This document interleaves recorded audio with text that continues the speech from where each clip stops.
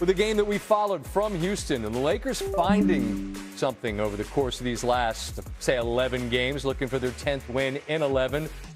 Couple of legends, and still got it. The 41-year-old LeBron James climbs the ladder from Marcus Smart. Beautiful alley-oop here. Now out on the run, James still with the big bounce. 18 points, 8 for 8 from the floor in the first half, which ties the most field goals without a miss and a half in his career. Kevin Durant, 2 in the first half. Second time in his career with 2 or less in consecutive halves, but you know that he's going to find something, and he does as the Rockets take the lead into the third. Durant working down the lane with the floater, and it rattles home. Heads to the line for the free throw. The lead is 4. Luka Doncic working on KD. Down the lane, nobody to stop the ball, and the Lakers are within 3. To the fourth. Woo-woo-woo! Doncic. James fouled hard. We got a funny bone situation as James hits the deck, gets up, heads to the free throw line, makes the free throw to tie the game. Now the Lakers up 1. Luka, all 3 of these. That's what I bleep and do. Yep. And he does this as well. Luka up top. James again. Unlimited rise from the 41-year-old. Now it's Luka putting Jabari Smith on skates. Another 3. He goes for 49 boards and 10 assists, and they've got 7 victories in a row. Tim Legler joins us now, kind enough to hang out after seeing this victory.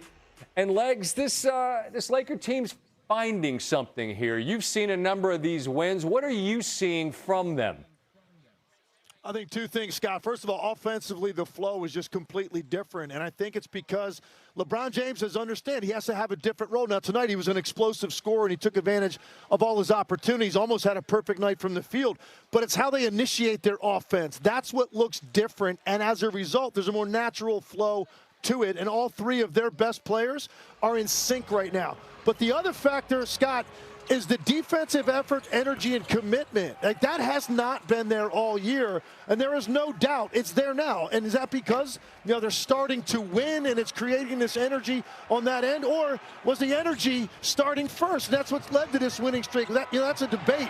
But I think when you look at them defensively, they don't mirror the team that I saw earlier in the year that were prone to these lapses in games where I thought they lost concentration or they did not play hard enough. They're competing right now defensively, and you saw it really the entire game tonight, particularly first half and how they closed the game. I want to expound upon that LeBron piece, because you're talking about, depending on what chair you're sitting in a barbershop, the greatest of all time or one of the greatest of all time, who at 41 still, as you saw tonight, plenty of game. But to acquiesce, to slide a bit in your role and recognize, all right, Luka's squad, this is his thing. I'm going to be whatever I need to be. That takes a lot, I would think. And I'm just interested in how you think they've gotten to this seemingly more comfortable place. Particularly when you're still able to dominate, like LeBron can on some nights, to relinquish that level of control and understand, like, the lane has to be different for this all to work.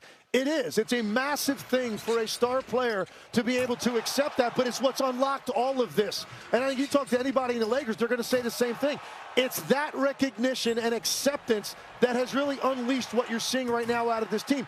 And this version of the Lakers that we saw tonight, and we've watched now over the last 3 or 4 weeks, this is a formidable problem for the Western Conference when they give you this level commitment defensively, and there is a natural order and flow to their offense that's obviously led by Luka Doncic.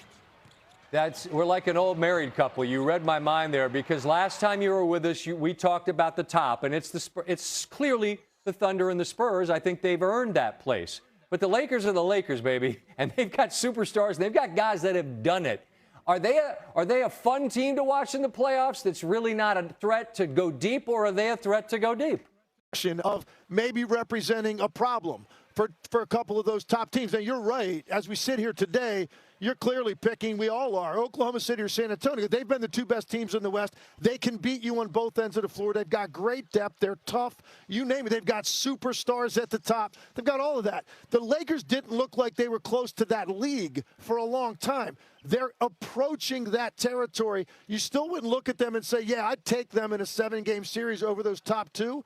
But if they continue this over the remaining part of the regular season, they're going to position themselves where a lot of people are going to look at that and say, hey, do you really want to play this team the way that they're playing right now? They've got to keep it up. Consistency is the key. They've done it now for about a month. Can they do it here the rest of the way and represent a true challenge to the hierarchy in the Western Conference? That's the question that remains for them. 7 in a row, 10 of 11, and they looked the part. Tim, I've been spoiled these last 2 Wednesdays. Great to visit with you, my friend. I look forward to the next time we do. Always. Because LeBron's shooting is down. By the way, his efficiency is up. He's still making big impact. And guys, I'm going to tell you this. Tonight, Luka and LeBron working together, this is the most important game of the season thus far for the Lakers. What's on the line in terms of the standings, what's on the line in terms of tiebreaker, and I could say the same thing about the Rockets. As you get older, you get wiser. Your right? hope. Yeah. But that's what we're seeing with LeBron James. And when JJ talk about basically him taking a backseat to Luka and Austin Reeves, that's what we're witnessing. But also, that's what we're seeing for as him leading the NBA in fast break points. He's saying to himself, why would I want to be the primary ball handler when I got 2 guys that could push the tempo, 2 guys that have the high IQ to kick ahead, and we see so many of these throughout the course of the game. Maybe 5 or 6, 3 of them coming from Luka, 2 or 3 coming from Austin Reeves. So, again, this is about LeBron evolving, him, just continuing to, max out the game and continue to trust his guys. Like, that's the biggest thing. If he trusts you, what's helping, then you have it. What's helping it is that they're winning. Trust me when I tell you that if you're not winning, you're not getting that same buy-in. Right. They've won 9-1. They go 9-1 last 10, won 6 games in a row. And LeBron is cool with that. Hey, let Luka do his thing. Let Austin Reeves do his thing. And I'll be that 41-year-old who's seen it all, and I'll step up in clutch situations. Mm-hmm. You touched on Luka, Wendy. He is playing unbelievable basketball. Best stretch as a Laker. We've all talked about that. He had his first 50-point game as a Laker against Chicago recently, which is an incredible performance. He follows that up with his first game-winning basket as a member of the Lakers, beating the Denver Nuggets at the buzzer. And you touched on the three-point shooting. I mean, what he's done the last 28 games, shooting over 41%, and the first Laker ever in a 6-game stretch to make over 5 threes per game. So you got to tip your cap. We're all on Luka for the defense, the complaining, but he is playing at a high level, which in turn is allowing the Lakers at the right time of year to be playing their best basketball. This is reminiscent of me to when Dwayne Wade took a step back. He was a lot younger. He took a step back in Miami and let LeBron rise up. Guess what? LeBron won the next 2 MVPs. Yeah, but look, it's always like that. Once you gain that trust, I watched it with KG and Paul. They passed the torch to Rondo, right? It always happened like that. And let's be honest, LeBron been ready to pass the torch. Luka is just that guy that came in and took it from him. He could catch it. And D. Wade passed the torch to him in a trip to the Bahamas. Come on, Coach. Come back to it. Hey, man. That virtual world had me shook. Hey, we saw the stats. Now I want to show you an example of what they did well and what they can do better tonight, Perk, because we know the Lakers are going to stay with that. It works so effectively. As we run this play, you're going to see Kevin Durant get the ball. LeBron's guarding him. Going to get the switch with Luka all night long. They never once let him play one-on-one. They're not going to let him ISO. Important point here, Perk. You got these 2 guys down here making themselves available, coming up the floor. So he's got outlets, which is great. He hits Dorian Finney-Smith. He goes and gets it again. I think that's a really important piece to this. Kobe Bryant got doubled a lot, Perk. When he got doubled, he didn't just give in to the double team. He went and got it again. Now, Perk, I want you to take us home on this. Yeah, absolutely. Pause it, Coach. So Kevin Durant does a great job of accepting the double team. He has done his part at this moment. Now you have to trust your teammate. As he hit Dorian Finney-Smith, he's trusting him now to be the decision maker. So now you got 3-on-2 on the backside. Austin Reeves has to make a decision. He's either going to step up And now all of a sudden you get the dump off pass, or if he moves out the way, Finney got the layup to the rim. He decides to step up, take Finney-Smith, and now all of a sudden you got Jabari Smith with a hell of a cut out of the corner for an easy dunk.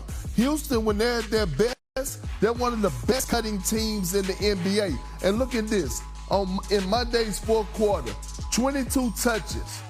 0 started inside the three-point line for Kevin Durant. You can't have that. Somebody else might have to be the ball handler to bring the ball up the floor to get him those touches at the nail so he could be able to do what he do best, and that's put the damn ball